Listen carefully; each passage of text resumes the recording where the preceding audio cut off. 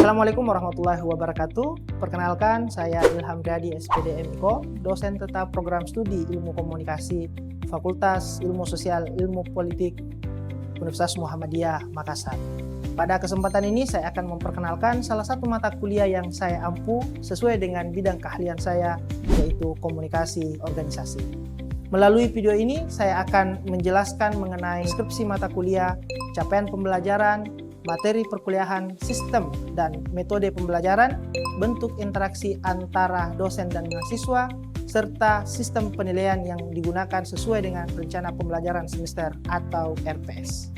Mata kuliah komunikasi organisasi merupakan mata kuliah wajib pada program studi ilmu komunikasi dengan kode mata kuliah CW 6702013311 berbobot 3 SKS yang terdiri atas 2 SKS teori dan 1 SKS praktik, serta ditempuh oleh mahasiswa pada semester 3. Perkuliahan dilaksanakan selama 16 kali pertemuan yang terdiri atas 14 kali pertemuan pembelajaran, 1 kali ujian tengah semester, dan 1 kali ujian akhir semester.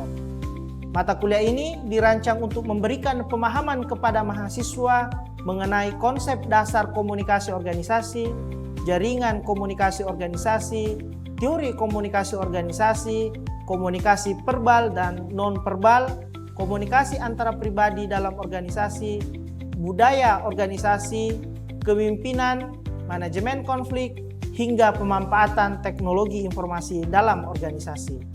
Selain memahami konsep, mahasiswa juga diarahkan agar mampu menganalisis berbagai persoalan komunikasi yang terjadi dalam organisasi serta memberikan alternatif solusi berdasarkan pendekatan ilmiah. Untuk mendukung profil lulusan program studi ilmu komunikasi, mata kuliah ini berkontribusi terhadap capaian pembelajaran lulusan atau CPL. Terdapat 4 CPL yang dibebankan pada mata kuliah ini. Melalui keempat CPL tersebut, mahasiswa diharapkan memiliki kompetensi akademik sekaligus kemampuan profesional dalam menganalisis dan menyelesaikan persoalan komunikasi organisasi. Selanjutnya, capaian pembelajaran mata kuliah atau CPMK terdiri atas 4 capaian utama. Dengan demikian, pembelajaran pada mata kuliah ini tidak hanya menekankan penguasaan teori, tetapi juga kemampuan mahasiswa dalam berpikir kritis, melakukan analisis, dan menyelesaikan persoalan komunikasi organisasi. Untuk mencapai keempat CPMK tersebut, proses pembelajaran dirancang ke dalam 14 sub CPMK yang dicapai secara bertahap pada setiap pertemuan. Proses pembelajaran pada mata kuliah komunikasi organisasi dilaksanakan secara tatap muka atau luring, sehingga interaksi akademik antara dosen dan mahasiswa dapat berlangsung secara langsung. Untuk mencapai tujuan pembelajaran tersebut, maka saya menggunakan beberapa metode pembelajaran yang saling melengkapi. Pembelajaran diawali dengan ceramah interaktif sebagai landasan konseptual agar mahasiswa memiliki pemahaman yang sama terhadap materi yang dipelajari. Selain itu, mahasiswa diajak berdiskusi untuk menganalisis berbagai fenomena komunikasi organisasi berdasarkan teori yang telah dipelajari. Selanjutnya, mahasiswa diberikan studi kasus yang berkaitan dengan permasalahan komunikasi dalam organisasi, sehingga mereka dapat mengembangkan kemampuan analisis dan pemecahan masalah. Hasil analisis kemudian dipresentasikan di depan kelas untuk memperoleh tanggapan, masukan, dan umpan balik baik dari dosen maupun dari mahasiswa lainnya. Pada akhir pembelajaran, saya mengajak mahasiswa melakukan refleksi agar mereka dapat menghubungkan konsep yang dipelajari dengan pengalaman maupun realitas organisasi yang ditemui. Melalui kombinasi metode tersebut, mahasiswa diharapkan menjadi pembelajar yang aktif, kritis, kolaboratif, dan mampu menerapkan konsep komunikasi organisasi dalam berbagai konteks. Interaksi antara dosen dan mahasiswa merupakan bagian penting dalam proses pembelajaran pada mata kuliah ini. Saya membangun komunikasi dua arah sejak awal pembelajaran melalui pertanyaan-pertanyaan pemantik yang mendorong mahasiswa untuk mengemukakan pendapat berdasarkan pengalaman maupun pengetahuan awal yang mereka miliki. Pada tahap ini, saya memberikan umpan balik secara langsung terhadap argumentasi mahasiswa sekaligus memberikan kesempatan kepada mahasiswa lain untuk memberikan tanggapan sehingga tercipta suasana diskusi yang aktif dan kolaboratif. Sebagai penutup, mahasiswa diajak melakukan refleksi terhadap materi yang telah dipelajari agar mereka dapat memahami manfaat konsep komunikasi organisasi dalam kehidupan nyata maupun dalam dunia kerja. Melalui interaksi tersebut, mahasiswa tidak hanya memperoleh pengetahuan, tetapi juga mengembangkan kemampuan komunikasi, kerjasama, berpikir kritis, dan penyelesaian masalah.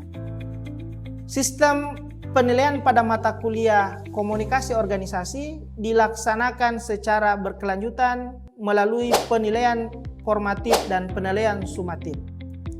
Penilaian formatif dilakukan selama proses pembelajaran berlangsung melalui observasi terhadap keaktifan mahasiswa dalam diskusi, presentasi, penyusunan resume, penyelesaian tugas individu maupun kelompok, penulisan paper, serta kemampuan mahasiswa dalam menganalisis studi kasus sesuai dengan topik pembelajaran. Hal ini juga tercermin pada setiap topik dalam RPS yang memadukan aktivitas belajar, tugas, presentasi, dan rubrik holistik sebagai bagian dari asesmen proses. Selanjutnya, penilaian sumatif dilakukan melalui ujian tengah semester dan ujian akhir semester sebagai bentuk evaluasi terhadap capaian pembelajaran mata kuliah. Adapun indikator penilaian meliputi penguasaan konsep, kemampuan analisis, kemampuan komunikasi, kemampuan bekerja sama, serta kemampuan mahasiswa dalam memberikan solusi terhadap berbagai persoalan komunikasi organisasi. Dengan sistem penilaian tersebut, evaluasi tidak hanya menilai hasil akhir, tetapi juga memperhatikan proses belajar mahasiswa secara menyeluruh. Dalam pelaksanaan mata kuliah ini, saya menggunakan berbagai sumber belajar yang disusun secara berimbang antara landasan teori, penguatan konsep, dan kajian ilmiah mutakhir. Landasan teori diperoleh dari buku-buku rujukan utama dalam bidang komunikasi organisasi seperti karya George L. Krebs, Katrina Miller, serta Stephen P. Robbins dan Timothy A. Judge yang memberikan dasar konseptual mengenai komunikasi dan perilaku organisasi. Selanjutnya, untuk memperkuat pemahaman mahasiswa terhadap konteks komunikasi organisasi di Indonesia, saya menggunakan referensi dari penulis nasional seperti Baharudin Ahmad dan Siregar beserta tim. Selain itu, saya juga memanfaatkan artikel ilmiah nasional maupun internasional yang terbit dalam beberapa tahun terakhir sebagai bahan diskusi, studi kasus, dan analisis pembelajaran. Melalui komunikasi referensi tersebut, mahasiswa tidak hanya memahami teori-teori fundamental komunikasi organisasi, tetapi juga mampu mengikuti perkembangan isu, tantangan, dan praktik komunikasi organisasi di era digital. Hal ini juga sejalan dengan daftar referensi yang tercantum di dalam RPS mata kuliah. Seluruh proses pembelajaran pada mata kuliah komunikasi organisasi dirancang berdasarkan rencana pembelajaran semester yang disusun secara sistematis mulai dari capaian pembelajaran lulusan, capaian pembelajaran mata kuliah, sub CPMK, materi pembelajaran, strategi pembelajaran, pengalaman belajar mahasiswa, hingga sistem penilaian yang diterapkan pada setiap pertemuan. Dengan demikian, setiap aktivitas pembelajaran yang dilaksanakan di kelas memiliki keterkaitan yang jelas dengan capaian pembelajaran yang ingin dicapai. Pada bagian berikutnya akan ditampilkan implementasi salah satu proses pembelajaran pada pertemuan kelima dengan materi bentuk komunikasi organisasi. Materi ini dipilih karena merupakan bagian dari sub CPMK 5 yang mendukung ketercapaian CPMK 2, yaitu kemampuan mahasiswa memahami teori komunikasi organisasi melalui pengalaman belajar yang aktif, interaktif, dan kontekstual. Bismillahirrahmanirrahim. Assalamualaikum warahmatullahi wabarakatuh. Waalaikumsalam warahmatullahi wabarakatuh. Oke, apa kabar hari ini? Baik, Pak. Ya, alhamdulillah. Semoga selalu diberikan kesehatan ya, dan semoga hari ini kita bisa memulai pelajaran dengan baik dan penuh dengan semangat. Baik, sebelum saya masuk pada materi hari ini, terlebih dahulu saya akan mengabsen. Siapa yang hari ini tidak hadir atau semua hadir? Hadir semua aja, Pak. Hadir semua ya? Ya, Oke. Hari ini kita akan membahas terkait bentuk-bentuk komunikasi organisasi. Namun seperti biasa bahwa sebelum kita masuk di inti pembelajaran kita hari ini, kita akan merefresh terlebih dahulu apa yang sudah kita pelajari di pertemuan sebelumnya. Ya, seperti ya yang kita pelajari pekan lalu, apa namanya? Apa yang sudah kita pelajari? Apa? Silakan. Baik, Pak, terima kasih atas kesempatannya. Yang kita pelajari pekan lalu itu yaitu peran dan fungsi komunikasi menurut Senjaja. Baik. Nah, yang pertama yaitu fungsi informatif. Nah, fungsi informatif ini adalah menyampaikan informasi yang dibutuhkan anggota organisasi agar dapat menjalankan tugasnya dengan baik. Oke. Nah, yang kedua yaitu fungsi regulatif. Nah, di sini fungsi regulatif adalah mengatur perilaku anggota organisasi melalui aturan, kebijakan, dan prosedur yang berlaku. Oke, ya. Jadi pekan lalu kita sudah belajar terkait peran dan fungsi komunikasi organisasi. Ya, tadi sudah Rangga menjelaskan bahwa ada menurut Senjaja ya, ada 2. Tapi saya kira ada 4. Nah, yang 2-nya lagi siapa yang bisa? Oke, Salva. ya. Jadi ada Pak fungsi persuasif yang memengaruhi dan memotivasi anggotanya supaya tetap menjaga kekompakannya agar tercapai tujuan bersama. Terus ada juga fungsi integratif yang membangun hubungan antar anggota supaya tercipta kekompakan, Pak. Oke, betul ya. Jadi, kalian ini sudah ternyata masih mengingat apa materi kita sebelumnya ya. Jadi peran dan fungsi komunikasi organisasi ya membahas terkait bagaimana komunikasi ini menjadi elemen penting dalam menghubungkan individu, kelompok, dan aktivitas organisasi. Oke, nah kalau begitu kita masuk di pertemuan kita ya, bentuk-bentuk komunikasi organisasi. Nah, di dalam bentuk-bentuk komunikasi organisasi ini ada beberapa hal bentuk yang sering dilakukan di dalam organisasi. Ya, jadi ada beberapa hal. Kenapa? Karena di dalam organisasi ini tentu bukan hanya antar sesama bawahan, bukan antar sesama atasan, tetapi ada beberapa fungsi, ada peran di dalam organisasi sehingga membutuhkan yang namanya bentuk di dalam komunikasi organisasi. Nah, sebelum kita masuk ke sana, saya akan menjelaskan terlebih dahulu apa capaian pembelajaran kita hari ini. Ya, jadi capaian pembelajaran kita hari ini adalah bagaimana adik-adik bisa menjelaskan bentuk-bentuk komunikasi organisasi. Itu yang pertama. Yang kedua adalah kita bisa membedakan komunikasi vertikal, horizontal, dan diagonal. Jadi ada 3 bentuk. Itu berdasarkan arah, ya. Dan yang berikutnya adalah mengidentifikasi bentuk komunikasi organisasi melalui studi kasus. Jadi sebentar kita akan coba mengidentifikasi dari studi kasus yang telah disiapkan. Ada yang pernah menjadi panitia seminar? Atau pernah menjadi panitia pelaksana kegiatan? Ada, Pak. Oke, banyak-banyak di sini ya. Oke, nah, pernah tidak kalian melihat situasi seperti ini, ya? Bahwa misalnya di dalam tempat mungkin waktu kalian magang, ya, atau mungkin aktif di organisasi, bahwa ada yang disebut sebagai direktur atau orang yang memiliki posisi paling di atas. Setelah itu memberikan instruksi kepada manajer, terus manajer menyampaikan kepada supervisor, dan supervisor mengumpulkan semua staf untuk menyampaikan terkait informasi apa yang disampaikan di dalam organisasi atau ke struktur kepanitiaan itu. Pernah tidak? Pernah. Pernah. Nah, kira-kira ini disebut sebagai pola komunikasi apa? Atau bentuk komunikasi apa? Komunikasi vertikal, Pak. Komunikasi? Vertikal. Betul. Ya, jadi ini adalah komunikasi vertikal. Oke, bentuk komunikasi ini ada 3. Ya, seperti yang saya sampaikan tadi bahwa ada komunikasi vertikal, ada komunikasi horizontal, dan ada komunikasi diagonal.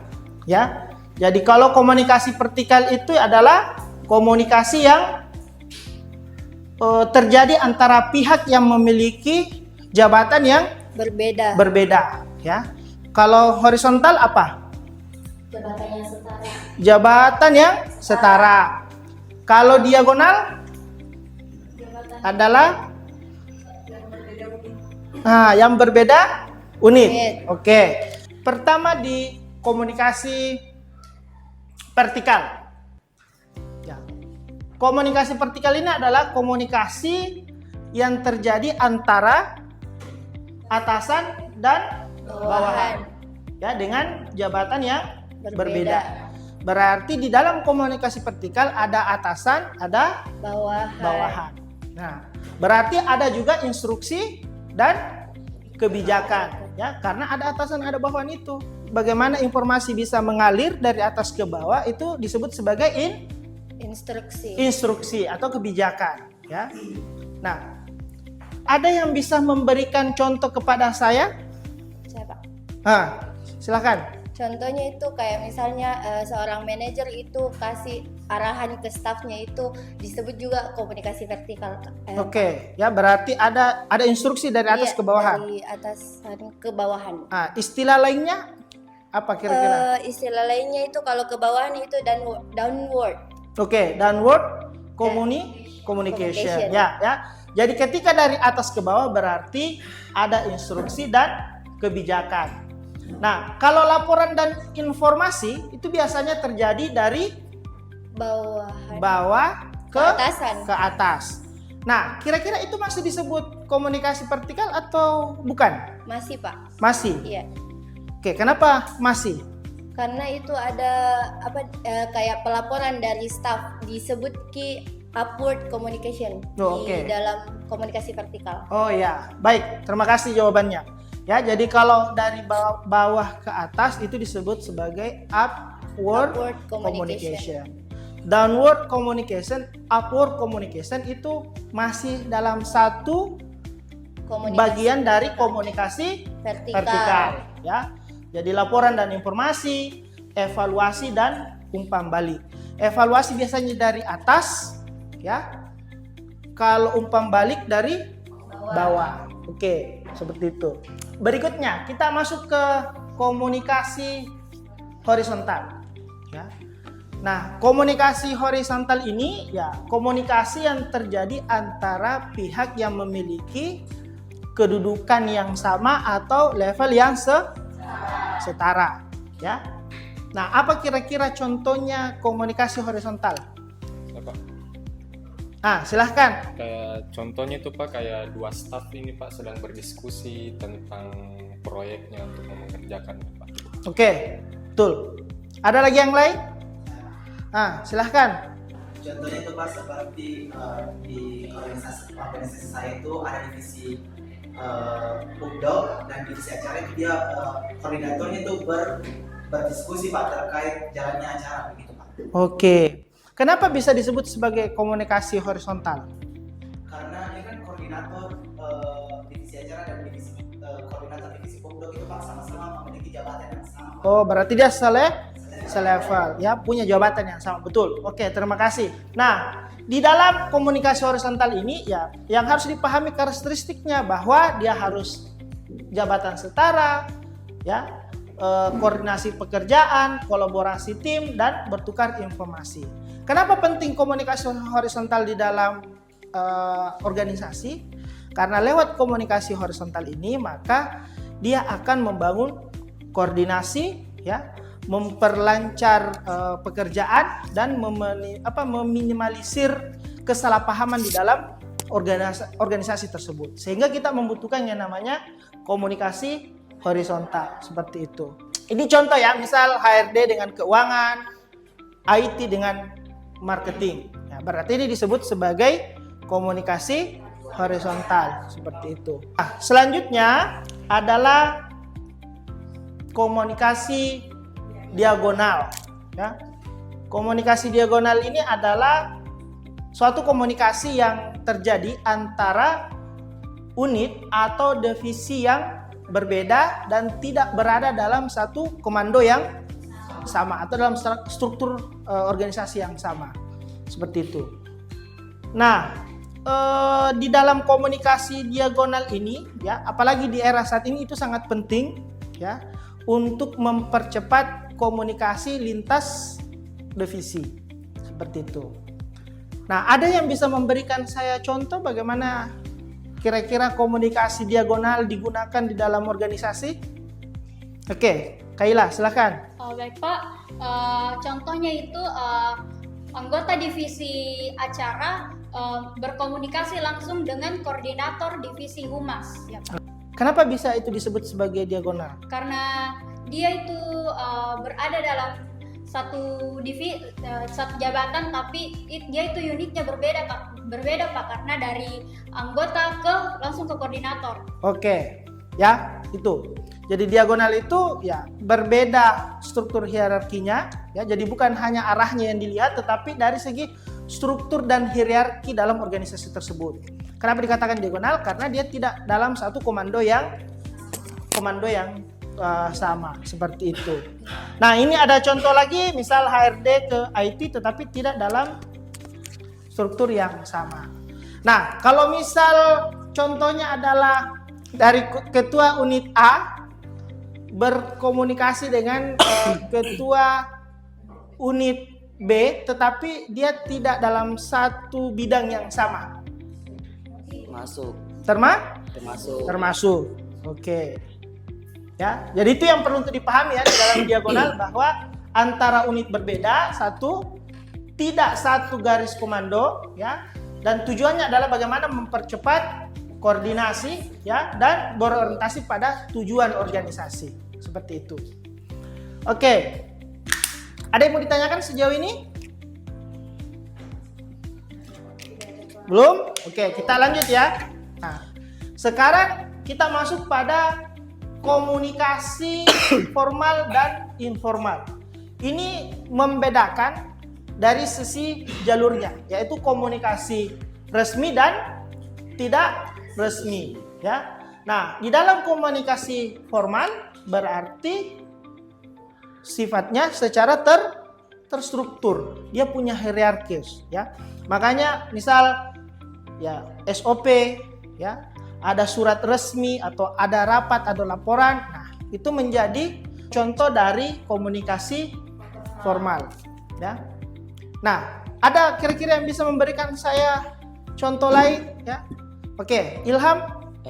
Kalau komunikasi formal itu seperti seperti contohnya atasan memberi tahu ke karyawannya bahwa kalau ada laporan. Oke, misal contohnya surat resmi, ya, dari dekan ke kaprodi atau ke dosen, ya, atau surat edaran, berarti itu disebut sebagai jalur komunikasi formal, ya, secara resmi. Atau SOP, aturan-aturan yang ada, atau undangan rapat, maka itu disebut sebagai jalur komunikasi formal. Oke, nah, sekira kalian sudah mulai memahami, membedakan itu, ya.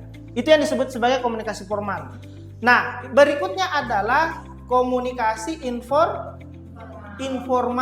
ya, komunikasi informal. Nah, kalau komunikasi informal ini, ya, komunikasi yang secara fleksibel. Ada yang bisa memberikan contoh? Kira-kira bagaimana? Saya, Pak.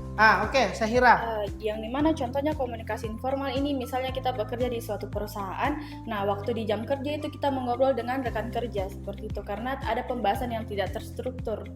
Oke, betul, ya. Jadi komunikasi informal itu misal ya kalian dalam keadaan cafe break, ya, dalam keadaan istirahat dari tugas kalian, terus kalian sambil makan, sambil ngobrol dengan teman kerja kalian, ya, itu disebut sebagai komunikasi informal, ya. Atau misal ya kalian melakukan komunikasi by chat, ya seperti itu. Ya, ada 3 bagian di dalam bentuk komunikasi berdasarkan media. Ada verbal, ada non verbal, dan ada digital. Yang bagaimana yang non verbal? Apa? Kalau verbal itu komunikasi yang menggunakan kata-kata baik secara lisan maupun tulisan. Oke. Kalau non verbal? Oke, menggunakan gerak tubuh. Nah, kalau digital yang seperti apa? Oke, chat di WA, di grup dan sebagainya. Berarti itu adalah komunikasi digital. Baik. Nah, saya berikan contoh kasus. Ya. Ini ada kasus, ya, divisi humas membutuhkan data dari divisi acara untuk publikasi kegiatan. Ya. Nah, ketua divisi bukan atasan dan bawahan. Kira-kira ini termasuk bentuk komunikasi apa? Nah, silakan Rangga. Kalau dari kasusnya itu Pak, dia masuk ke komunikasi diagonal. Oke, kenapa diagonal? Karena dia itu tidak dalam jalur komando yang sama, Pak. Karena tidak dalam jalur komando yang sama. sama. Oke, tepat ya. Terima kasih Rangga. Nah, saya kira kalian sudah memahami ya terkait bentuk-bentuk komunikasi organisasi. Kalian sudah bisa membedakan dari sekian banyaknya bentuk-bentuk komunikasi ini. Nah, terakhir ini menjadi ringkasan pertemuan kita ya, bahwa kita sudah mempelajari bentuk komunikasi berdasarkan arah, sudah mempelajari berdasarkan jenis, dan sudah juga mempelajari bentuk-bentuk komunikasi berdasarkan cara penyampaian. Nah, sebelum saya mengakhiri pertemuan kita hari ini, saya punya kuis dulu ya. Silahkan menggunakan HP-nya, akan ada kuis yang akan saya tampilkan. Nah, silahkan, sudah masuk semua kan? Nah, kita mulai.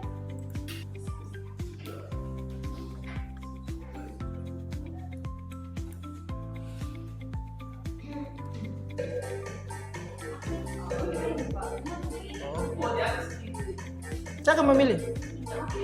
Tadi kita sudah mencoba untuk melihat sejauh mana tingkat pemahaman adik-adik, dan saya kira ya Ilham ini menjadi orang nomor 1 ya yang menjawab dengan benar. Ya. Oke, baik. Terakhir adalah ya saya mengajak kalian untuk merefleksi pembelajaran kita hari ini ya. Nah, silahkan nanti kalian menuliskan 1 contoh sederhana saja, contoh nyata bentuk komunikasi yang sering kalian lakukan di dalam organisasi yang selama ini kalian ikuti atau aktif di dalam organisasi tersebut, seperti itu. Oke, ya. Jadi ini silahkan dikumpulkan pada pertemuan ke depan, pada pertemuan berikutnya, ya. Dan saya kira cukup pertemuan kita hari ini. Tetap semangat, terus belajar. Sampai ketemu pekan depan. Assalamualaikum warahmatullahi wabarakatuh. Demikianlah implementasi pembelajaran pada mata kuliah komunikasi organisasi yang saya laksanakan sesuai dengan rencana pembelajaran semester.